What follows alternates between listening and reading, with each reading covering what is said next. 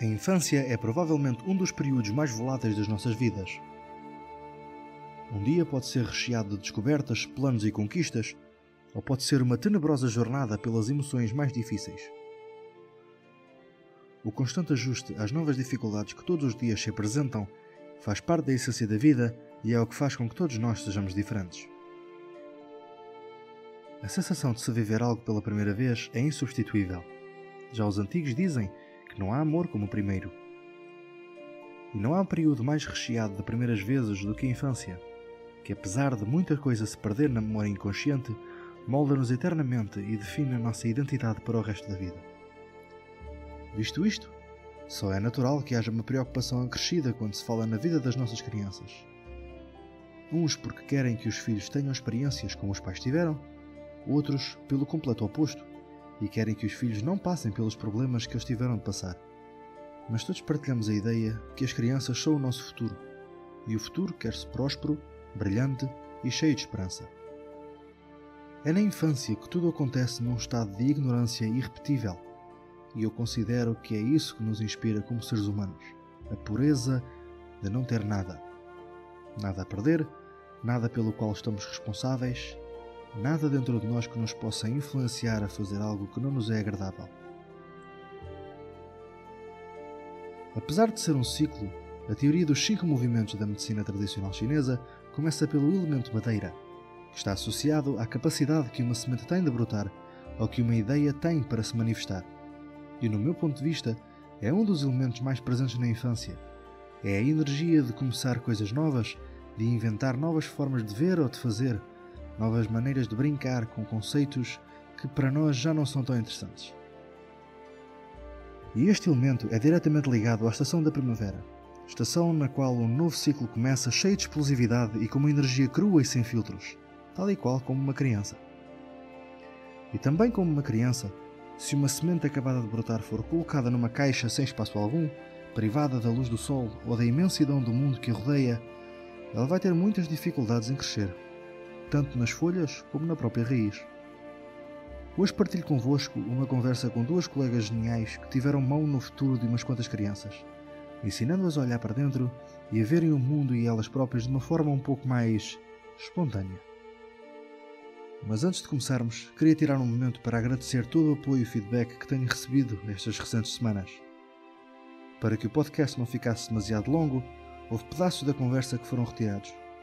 Se quiserem ouvir a conversa na sua totalidade, passem pelo nosso Patreon, em patreon.com/chinosicespodcast, onde terão acesso às conversas completas uns dias antes, bem como a possibilidade de terem acesso a quem irá participar na conversa seguinte e deixarem as vossas questões, que serão respondidas por mim ou pelo convidado em questão. Agradeço a todos profundamente pela vossa dedicação, pois sem vocês isto nunca poderia acontecer. O meu nome é Alexandre e este é o Chinosices Podcast.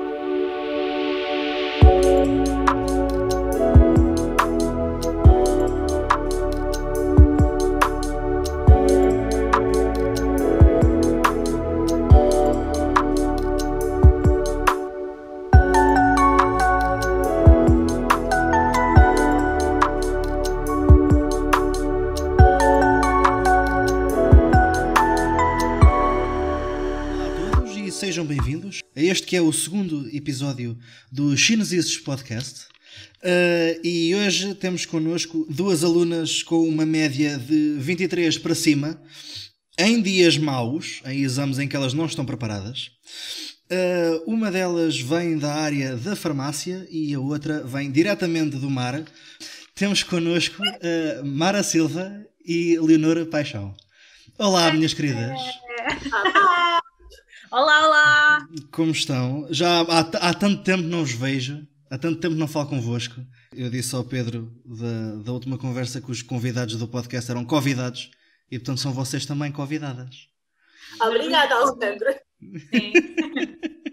Então vamos começar por uma qualquer. Qual é que quer começar? A Mara quer. Não importa. Então, Mara, conta-nos lá porque é que estás aqui, Mara? De onde é que tu vens? Para onde é que tu vais? Filosofia. Exato.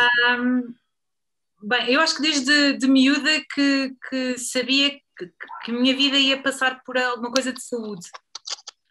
Eu sempre gostei de ajudar e sempre gostei de cuidar e pronto, não me foi nada difícil fazer aquelas escolhas de escola, de áreas e de coisas, disciplinas e assim.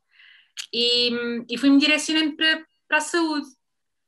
Fui para a Faculdade de Ciências Farmacêuticas, exerci a profissão até achar que se calhar nós éramos mais do que uma simples resposta a um comprimido quando estávamos doentes e que se calhar apostando na prevenção tínhamos melhores resultados, né? Havia uma mais-valia e então comecei a fazer pesquisa de outras abordagens, de outras medicinas e entretanto em conversa com um amigo que também achava o mesmo, acabei por sentir força e apoio e matriculei-me na escola de medicina chinesa e tirei o curso e pronto, estou aqui, embora não tenha deixado de trabalhar na área mais ocidental, mas sim, cheguei aqui.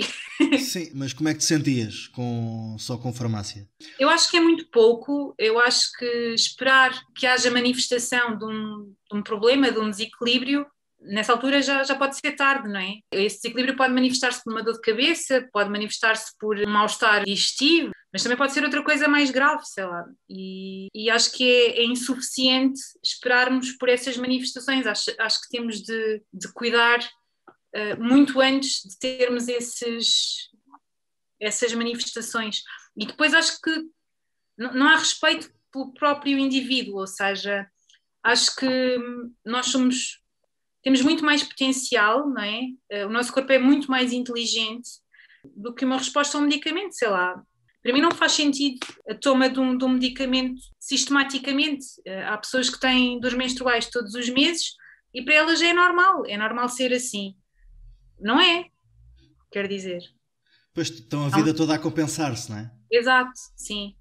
Sim. E agora depois da medicina chinesa, sentes que fez diferença no trabalho?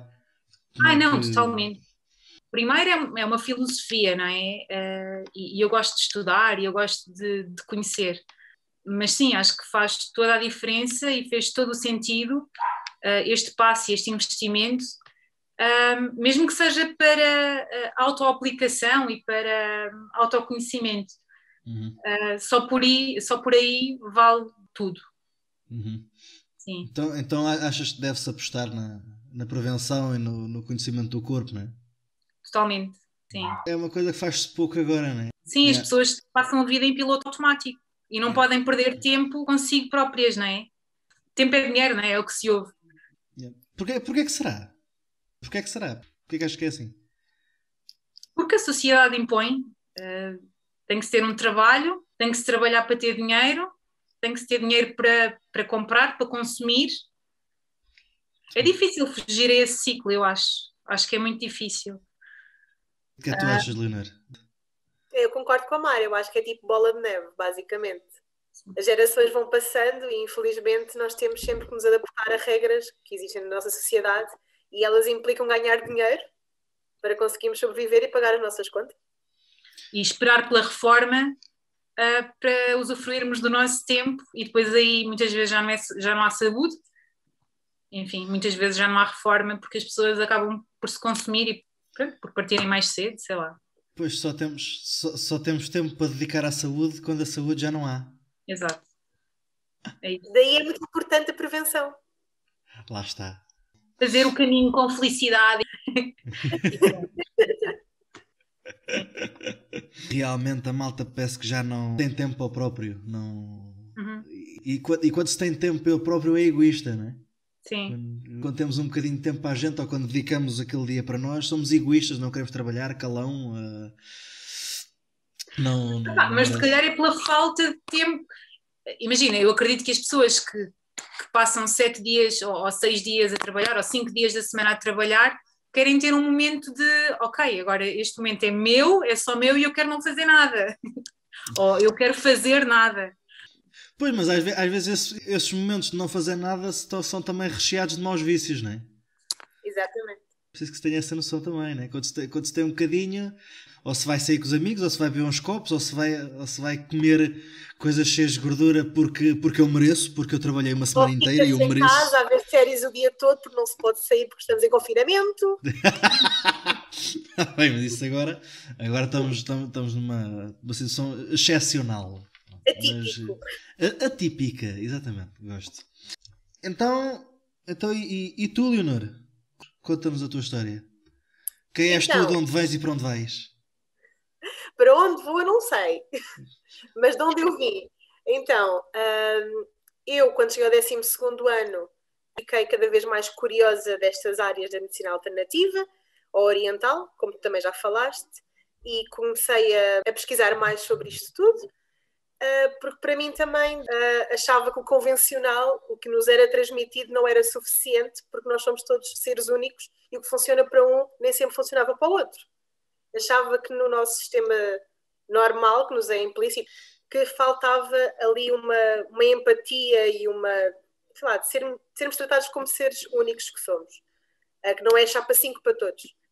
E comecei a pesquisar e fui dar de caras com a escola, que nós tirámos o curso, e inscrevi-me.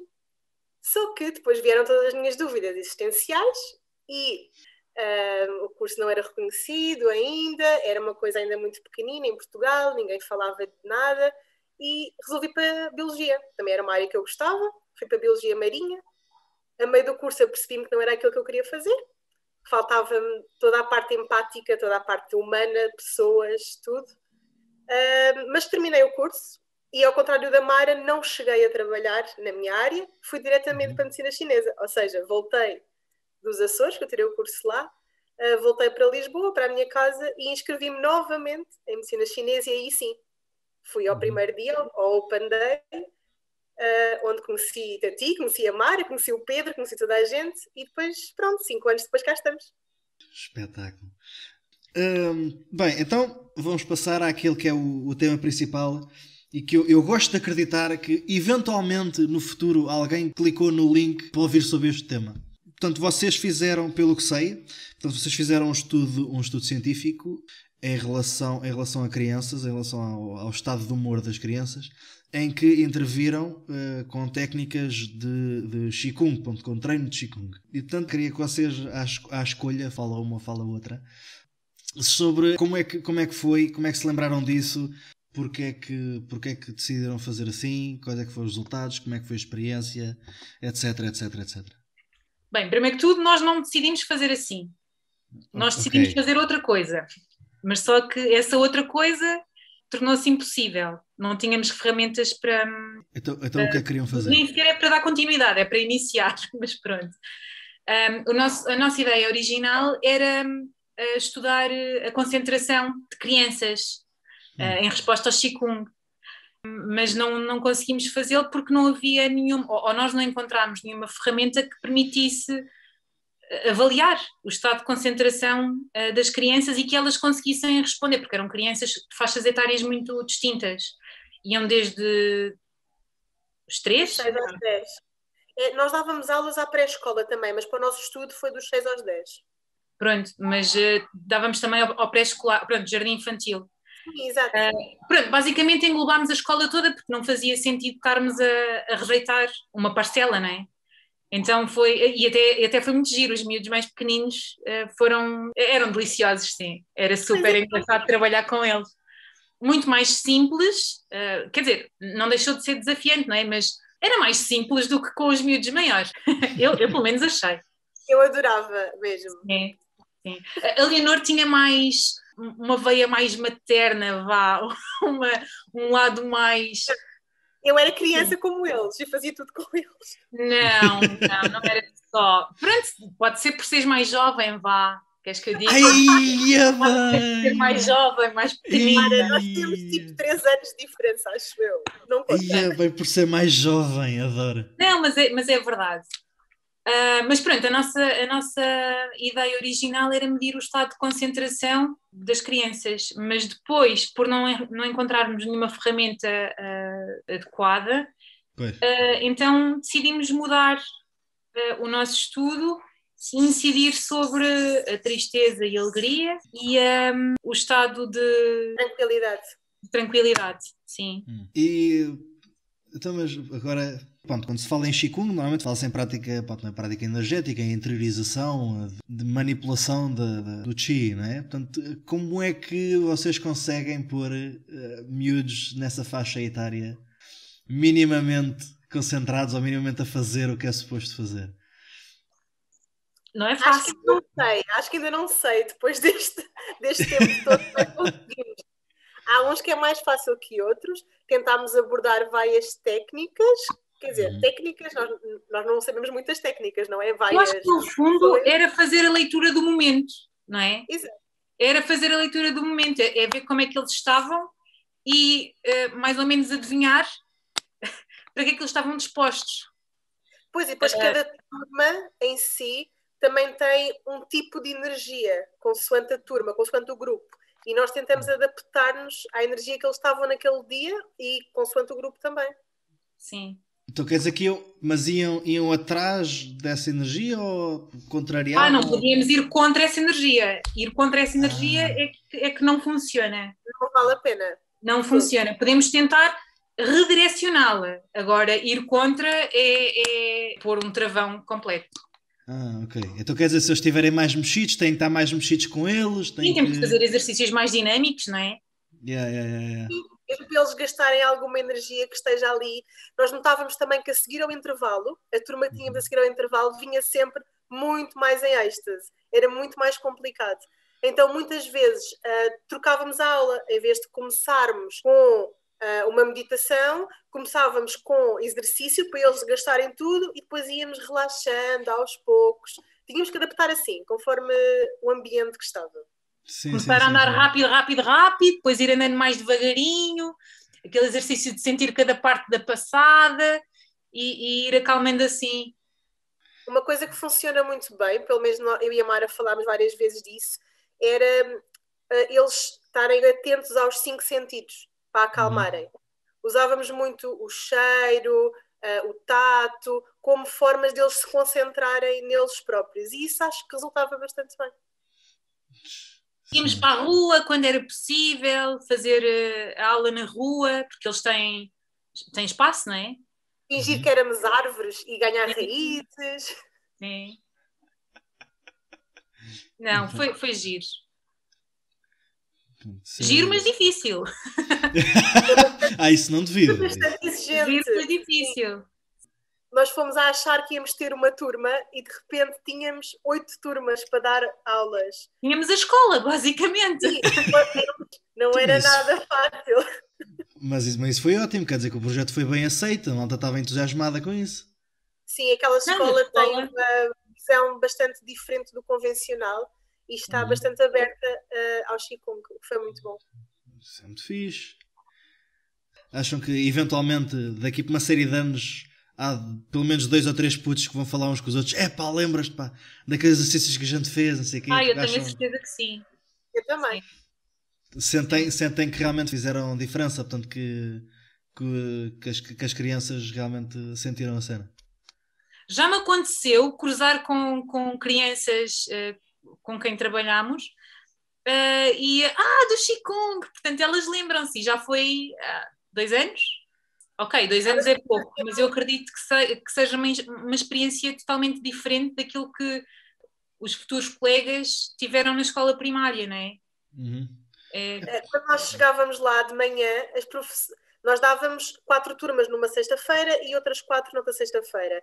E havia às vezes uns alunos que ficavam super tristes porque não era o dia deles. Eles gostavam mesmo porque acho que os permitia ser eles mesmos na aula. Apesar de nós termos as nossas coisas delineadas e planificadas, nós tentávamos sempre que eles estivessem à vontade. E estavam no chão, estavam nos colchões, estavam um bocadinho mais livres do que sentados só na cadeira. E os professores participam bastante nisto, com aquela escola. É bastante engraçado e bastante giro de ver. E eles faziam-nos desenhos, e viam-nos lá fora, diziam adeus no carro. Ficavam super felizes. Foi super giro e gratificante, muito gratificante. Mas isso é fantástico. Então, mas espera, as crianças sabiam aquilo que estavam a fazer, ou não? sabiam que estavam a participar num... Quer dizer... Não é no sentido do estudo, não estou a perguntar do sentido do estudo, estou a perguntar Qigong em si. Ou seja, no Qigong, ou seja, nós estamos agora a sentir mais os pés para tentar enraizar mais energia, para tentar tonificar de alguma forma o rim ou de estimular o chi do rim. Portanto, como é que eles sabiam aquilo que estavam a fazer? Nós não fomos tão a fundo, não é? Eles não sabiam que aquele exercício específico era mais direcionado ao rim, mas... Não, é óbvio que não vão estar a dar lições de anatomia nem nada disso. Mas nós tentávamos sempre dar uma base teórica muito simples, claro, e também que fosse mais visual. Falámos do coração, falámos do pulmão, falámos do rim, e colocávamos as mãos na zona do corpo, para eles perceberem um pouco, mas sem aprofundar, como a Mara disse. Sim, mas isso é fantástico. Aprofundar a teoria toda. Mas sim, eles sabiam e até pesquisavam em casa o que era o Qigong. Era muito giro. Aquilo que eu estou aqui a semear na cabeça é se uma criança for exposta à noção do que é o mundo pela visão da medicina chinesa, quer dizer, facilita muita coisa. Vão ser adultos com uma visão diferente, sim. Exato. Não é? Quer dizer, porque hoje adultos e malta em geral têm problemas no pulmão quando tem tosse. Ou quando está constipado. Pronto, fora isso não tem problemas de pulmão. Portanto, quando a doença se manifesta, não é? Pois, olha, lá está, exatamente, é quando a doença se manifesta. Nós com as crianças tentávamos sempre, quando fazíamos essa analogia com os órgãos, por exemplo, não falar em doenças físicas, mas tentar ligá-las mais à parte emocional, porque era o nosso objetivo de estudo também, era ligá-la à parte emocional. Por exemplo, quando estavam com as mãos, ou quando doía a barriga, se havia alguma coisa que a estava a chatear, ou que tinha acontecido alguma coisa, pois, ou se tinham dores cá em cima, se tinham falta de ar, ou alguma coisa, se estavam com nervos, ou ansiosos para algum teste. Tentávamos ligar à parte emocional e não tanto à parte física, apesar de elas estarem, como nós sabemos, estarem unidas, não é? Sim. Com eles era mais isso que nós tentávamos fazer. Pois, ainda para mais as crianças têm muito mais consciência emocional que os adultos, não é? Portanto, deve ser provavelmente muito mais fácil diagnosticar por aí. Lembro-me de uma situação que era um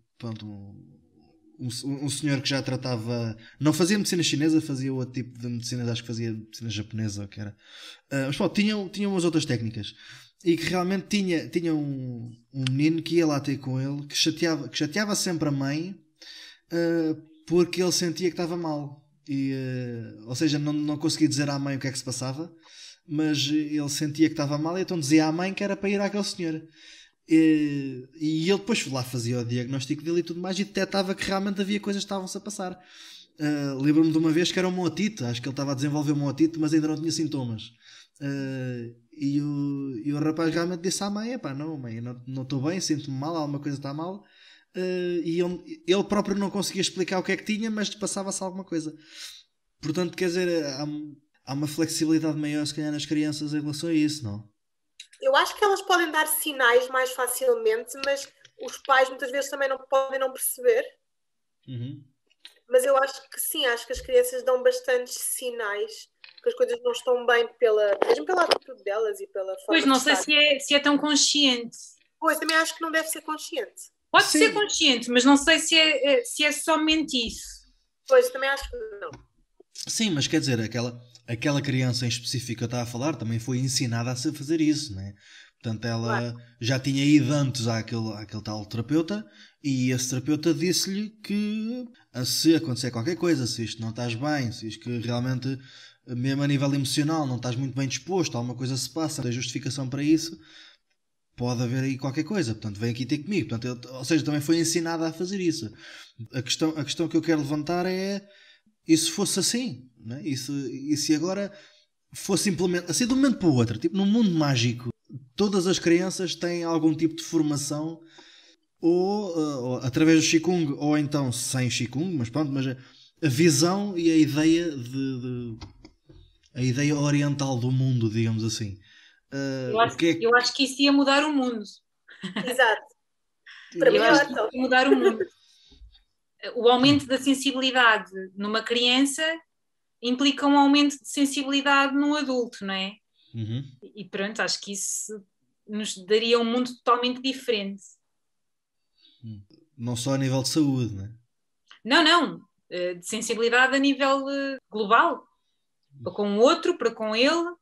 Claro, forma de pensar, forma de agir. Sim, eu acho que o Qigong dá isso tudo. A conexão com o próprio é a conexão com o mundo, não é? É a minha visão. Não sei. Isso é muito taoísta da tua parte, não é? Talvez. Talvez. Não, mas nós notamos que havia crianças com sensibilidades diferentes. Exato. Havia crianças que desde a primeira aula sentiam coisas, não é? Manifestavam coisas que nós nem sequer lhes dizíamos que podiam vir a sentir. Claro, mas Outros isso não. pode vir da própria criança, porque acho que lá está, somos todos diferentes. Há Claro. uns que já nascem mais despertos a isto e outros não. Mas também tem a ver muito com o seio familiar da criança, com tudo o que se passa lá em casa e na escola e em todo o lado. Porque as crianças são esponjas, né? Absorvem tudo Claro. o que está à volta delas. Por isso é sempre muito. Porque cada situação é muito particular. Nunca vamos saber se foi a criança por si só que desenvolveu isso ou se também os pais estão mais atentos a isso, se a família já participa também da medicina chinesa, no Qigong. Mas sim, seria bastante interessante, como a Mara disse e tu disseste, o mundo ia ser bastante diferente. Acho que era giro. Era uma coisa a investir. Quer dizer, já se faz tantas coisas com as crianças, né? Já se fazem tantas visitas de estudo, tantos eventos diferentes, né? Acho que sim, acho que era bom. E estes meninos em particular, esta escola onde nós trabalhamos, já vão ser meninos diferentes, porque eles têm um sistema de ensino diferente do normal. Quer dizer, eles, na altura, tinham um dia por semana em que iam ter aulas no campo, na terra, a mexer com árvores e com plantas e na lama e na chuva e, portanto, já pela experiência que eles passaram pronto, têm backgrounds diferentes, né? Têm experiências diferentes. Sim, por acaso este projeto desta escola é super interessante. Sim. E também aconselho-te também, e a quem ouvir o podcast, a pesquisar também, chama-se Projeto Dar Asas. E é super interessante, para as próprias crianças tinham assim um dia por mês ou por período, não sei, que participavam nas próprias discussões sobre a escola, o que era preciso melhorar, a nível até de obras na escola. Era super interessante, como é que sentiam-se os mesmo alunos parte tinham da a palavra. sociedade. Sim. Exatamente, eles tinham a palavra, não era só os professores. Mas isso é super à frente, não é? Eram ativos nas decisões, é muito, muito, muito interessante. Sim. A responsabilizá-los, não é? Sim, claro. Dar-lhes ferramentas. Sim, quer dizer, se foste tu que escolheste ter um escorrega aqui, agora não te podes queixar que o escorrega não está ali. Agora. Não, mas argumentar porque é que aquela era a melhor solução para eles, não é? Do ponto de vista deles. Epá, isso é muito fixe. Isso é muito fixe. Já havia um cuidado com a alimentação também. E eles até fizeram uma venda para conseguir dinheiro para uma festinha lá na escola, em que fizeram gomas sem açúcar e de agar-agar, vegan. Há uma preocupação já em crianças tão pequenas com essas coisas que eles gostam, não são obrigados não é incutido obrigatoriamente. Sim. Eles participam ativamente, isso é super interessante. Então, e agora fazer as coisas por obrigação. Contem-me a história. Eu não sei se há sequer esta história, mas com certeza deve haver. Tipo, qual é que foi a experiência com o pior aluno? A pior criança que foi para dar o Qigong? De certeza que houve pelo menos um que estava contra a corrente. Eu acho que, lamentavelmente, pelo menos é a minha opinião, eu acho que a Leonor vai partilhar da mesma opinião, não nos deixavam ter essa oportunidade. Aconteceu algumas vezes, algumas crianças serem postas de castigo e a não participarem da aula, precisamente porque tinham algum comportamento mais desviado da intenção da aula, não é? E não nos deixavam ter essa oportunidade. Era difícil, eu reconheço que era difícil às vezes chegar a todas as crianças, mas se havia assim algum comportamento mais desviante ou assim, algumas vezes não conseguimos fazer o nosso trabalho em pleno porque as crianças eram retiradas da aula.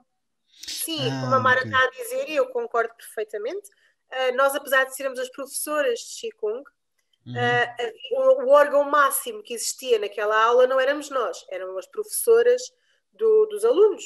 E elas é que tomavam conta deles nessas situações que pudesse haver maus comportamentos. Elas faziam a mesma aula que os alunos, portanto, a aula era para as professoras e para os alunos, fazíamos todos. Ok, boa. Mas só que, pronto, havendo assim algum comportamento fora daquilo que seria Sim. normal, não é? Algumas Não éramos nós pessoas que tinham essa cuidávamos resposta. com isso. Pois, ok, as professoras tomavam logo as rédeas da situação. Sim. Cada À maneira uma, delas. Exato. Bem, por um lado foi bom para vocês, não é? Mas pronto, mas realmente podiam Eu não ter alguma considero oportunidade. muito bom, acho que aquela não era a melhor solução. Porque era a repreensão sempre da mesma forma, não é? Acho que não foi muito positivo essa parte. Yeah. Bem, então, e para agora está toda a gente a fazer esta pergunta. Então, e resultados? Como é que foi? Nós tivemos assim, um longo trabalho estatístico depois de recolher todas as nossas amostras, não é? E o nosso resultado principal foi que, depois de avaliar o grau de felicidade e de tranquilidade, o de felicidade, infelizmente, não houve alteração, mas no de tranquilidade conseguimos ter resultados estatisticamente positivos e válidos, o que foi bastante benéfico, porque percebemos que realmente após um ano inteiro de aulas valeu a pena e que realmente eles ficavam mais tranquilos após as aulas e no tempo, lá está, desde o início até ao final do ano letivo. Yeah. E nós também avaliávamos quando tinham aula e quando não tinham aula e víamos que havia diferença. Por isso ficámos super felizes por termos tido resultados. E não foi só a nossa visão, não foi só o nosso constatar, foi mesmo o dos professores, o feedback foi super positivo. Exato. Sim. Muito fixe. Então pronto, já sabemos, as escolas tiverem alunos muito irrequietos ou que realmente não consigam, estejam sempre em stress, é só falar aqui com vocês. Exato, chamem aqui a dupla. Vocês resolvem o problema. Sim. Okay. Então, quer dizer, o vosso estudo, fizeram o estudo, publicaram o estudo e depois fizeram o cartaz, que depois foi publicado no primeiro Congresso Mundial de Medicina Tradicional Chinesa, que se passou em Lisboa e em mais lado nenhum. Até agora. Verdade. Quer dizer, o que é fantástico, como é que foi isso? Foi só entregar? Ou não, tiveram lá a conversar com alguém? Como é que foi a experiência? Foi emocionante, primeiro, o convite para expormos lá o nosso cartaz. E mais ainda, quando soubemos que o nosso cartaz tinha sido premiado.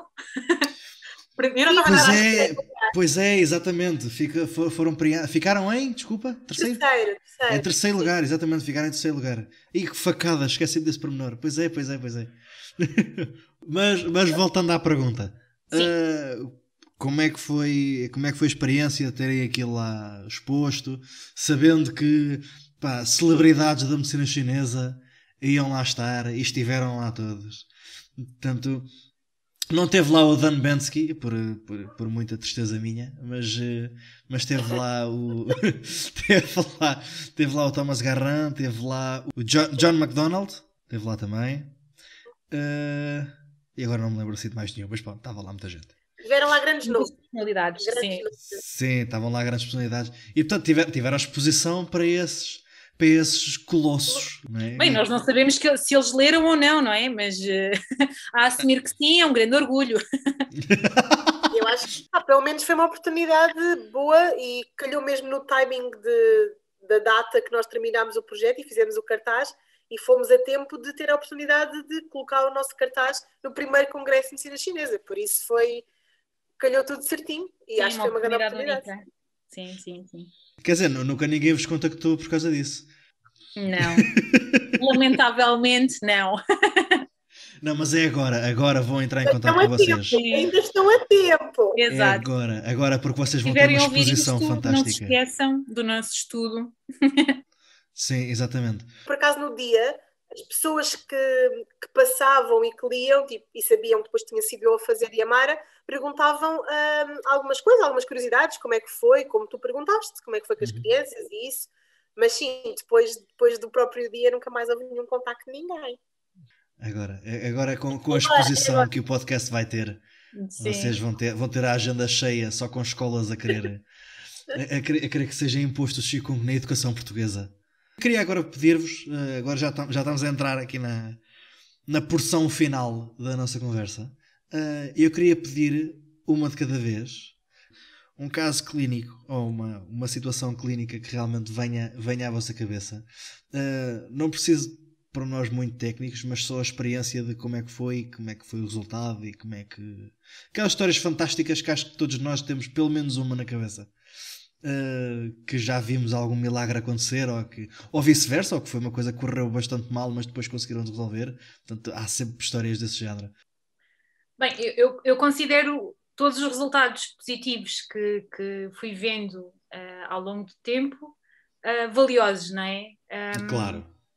Mas assim, um caso hiper marcante foi um senhor que, depois de várias tentativas mal sucedidas ou não sucedidas de recuperação do AVC, foi à clínica, indicado por algum familiar, mas nada expectante com aquilo que podia acontecer. Ele tinha uma data de sequelas. Era uma pessoa super jovem, primeiro que tudo. Eu não vou dizer com precisão, mas tinha entre os 45 e os 55 anos. Era um ex-jogador e treinador de rugby, portanto, uma pessoa do desporto. No primeiro contacto que tivemos, vimos que era uma pessoa super derrotada, totalmente derrotada, não tinha qualquer esperança, não tinha qualquer entusiasmo na vida, tinha limitações na sequência do AVC que tinha acontecido há cerca de 2 anos e meio atrás. Ele só caminhava com a ajuda de 2 canadianas, não se conseguia calçar, no sentido em que não conseguia suportar os pés dentro de sapatos, ou seja, fosse inverno, fosse verão, e era inverno quando ele foi à clínica, andava sempre de havaianas, de calções e de t-shirt.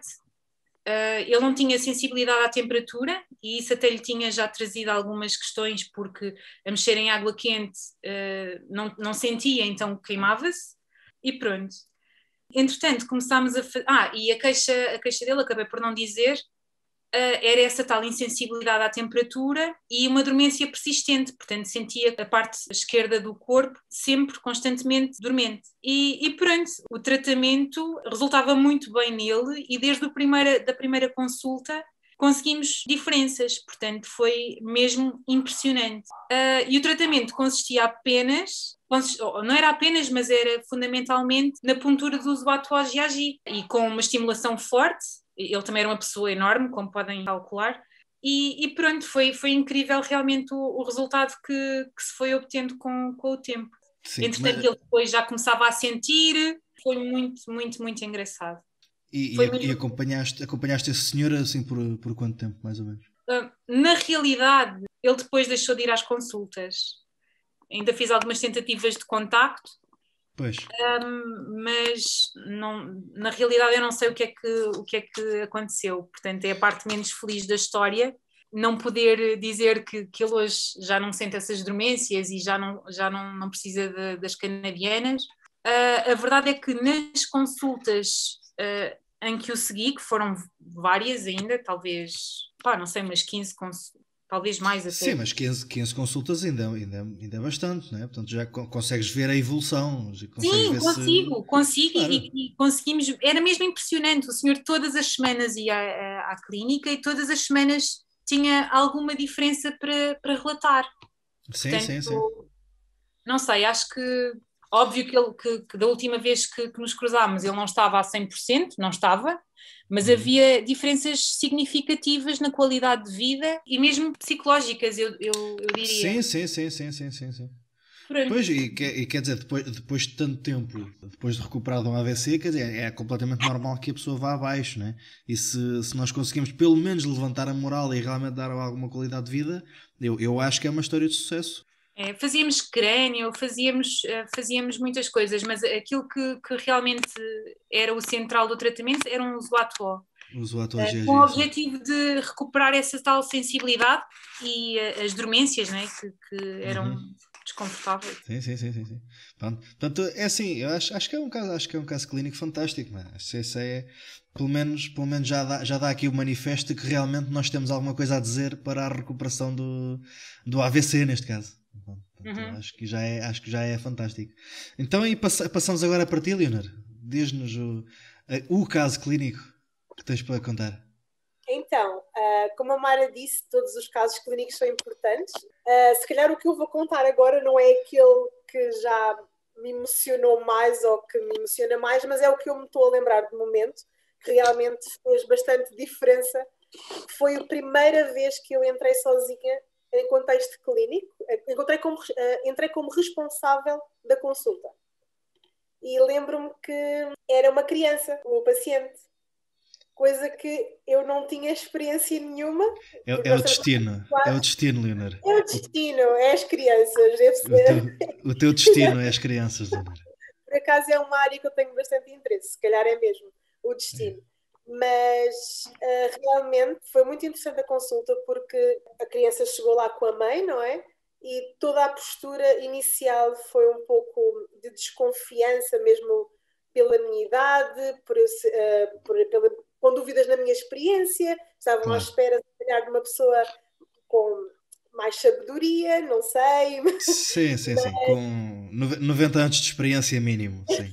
Exato, com rugas mais... com mais sabedoria, com outro aspecto. Não, é verdade, com aspecto mais velho. Tu podes ter menos conhecimento tendo um aspecto mais velho, mas sei lá, a imagem demonstra, ou melhor, não demonstra aquilo que tu sabes. Sim, estava à espera de um doutor, pronto. E toda a primeira abordagem deixou-me ali logo um bocadinho reticente, não é? Aquela responsabilidade, é a primeira vez que estou a entrar sozinha, responsável por uma consulta e logo por uma criança, não é? Com a mãe ali, tipo coruja, a olhar para tudo o que eu faço e tudo o que eu digo. Mas pronto, foi lidar com a situação e lembro-me que o caso era, a criança tinha muitas alergias, muitos problemas respiratórios, muita tosse, tinha muitas crises todos os anos desde que nasceu. A criança devia ter à volta de 6, 7 anos. E apesar de a mãe estar tão reticente, nós conseguimos acalmar a situação com muita empatia, muita explicação de tudo e explicámos tudo à criança também. E depois foi fantástico ver que com massagem e 2 pontos de acupuntura a criança estava nova 3 dias depois. Quando recebemos a chamada da mãe a dizer obrigada, ele está bem, para a semana vou outra vez para fazer mais uma consulta e depois até hoje, pelo menos nunca mais tive nenhuma consulta com ele. Sei que a mãe já ligou várias vezes para a clínica só para ajustarmos medicação. Por isso é fantástico saber que uma criança que tinha tantos problemas crónicos a nível respiratório desde que nasceu, com apenas 2 tratamentos e, claro, com aconselhamentos dietéticos e fitoterapia, como trabalho de casa, ficou bem e teve qualidade de vida. E acho isso fantástico. Foi muito bom. Lá está a resposta das crianças, o corpo das crianças corresponde super bem, com 2 agulhas e com massagem. Foi fantástico. Mas quais é que foram os 2 pontos mágicos? Então, metemos o sete do rim, que ele tinha muitos sintomas de vazio de ine, e metemos os bitong. A sério? Foi só isso? 7 rios, bitong? Sim. Com agulhas daquelas super pequeninas, porque ele era uma criança. Nós nem queríamos pôr agulhas, queríamos só fazer ventosas e massagem, mas a mãe disse que ele já tinha sido punturado anteriormente por outras pessoas, que não havia problema.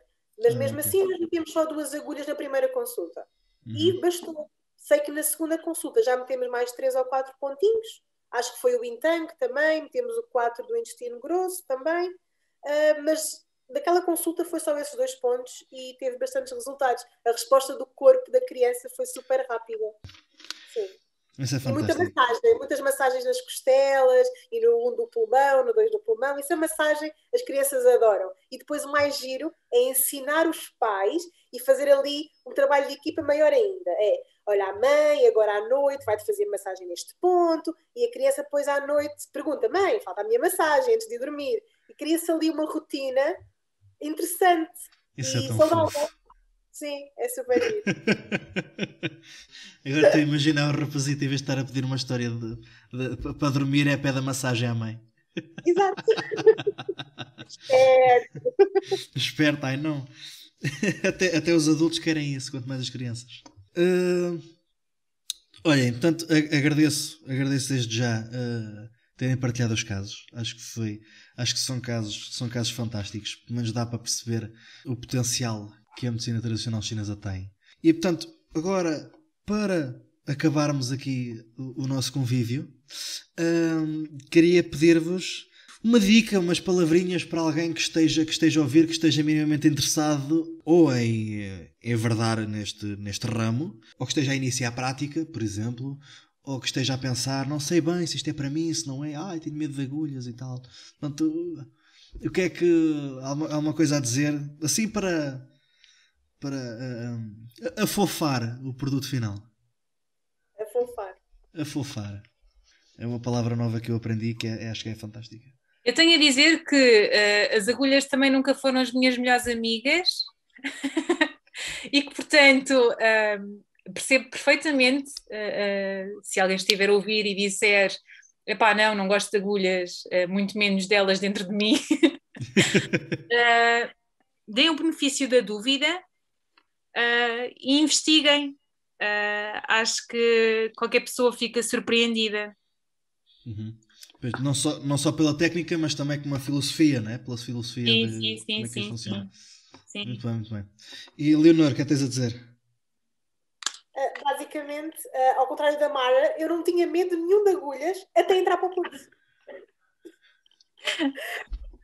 Depois, como fui tantas vezes cobaia, e não só pela picada, mas pelos efeitos que as agulhas têm em nós, muitas vezes não estamos à espera da energia e de tudo o que acontece entre nós, mas acho fundamental passar por isso. E quem quer enverdar por está com curiosidade, nada como experimentar. E quem está à procura também de outros métodos para tratar potenciais patologias, acho que nada como experimentar também, porque os efeitos vão ser sempre diferentes em cada pessoa e por muito que eu conte a minha experiência, vai ser sempre diferente para cada um. E isso é o giro e o tão fascinante da medicina chinesa. Lá está, é como o amor, não é? Por mais que leias, não sabes o que é o amor enquanto não sentires. Não experienciares, não é? Tão fofo, tão romântico. És tão romântico. Pronto, acho que já falámos aqui de muita coisa. Muito obrigado por terem aceito o convite e por terem passado aqui este bocadinho de loucura e de aleatoriedade. Obrigada pelo Portanto, para quem quiser explorar o estudo que estas lindas meninas fizeram, podem contactá-las via e-mail através do endereço que vai estar na descrição ou nas notas do podcast, para quem estiver a ouvir no Spotify. Para quem nos está a ver no YouTube, tonifiquem levemente o botão do like e subscrevam-se. E subscrevam-se para continuarmos as consultas e para vermos como é que o corpo reage ao tratamento. Para quem está no Spotify, pronto, deixem o vosso like também. Para a próxima conversa terei, em princípio, uma querida amiga minha que abriu recentemente uma ervanária na parte mais a sul do país. E portanto, se quiserem ouvir essa conversa, se estiverem interessados, mantenham-se atentos. E, olha, adeus, meninas. Muito obrigado por tudo mais uma vez. E nós vemo-nos para a próxima. Tchau. Obrigada pelo convite, Alex. Beijinhos. Tchau, beijinhos. Tchau.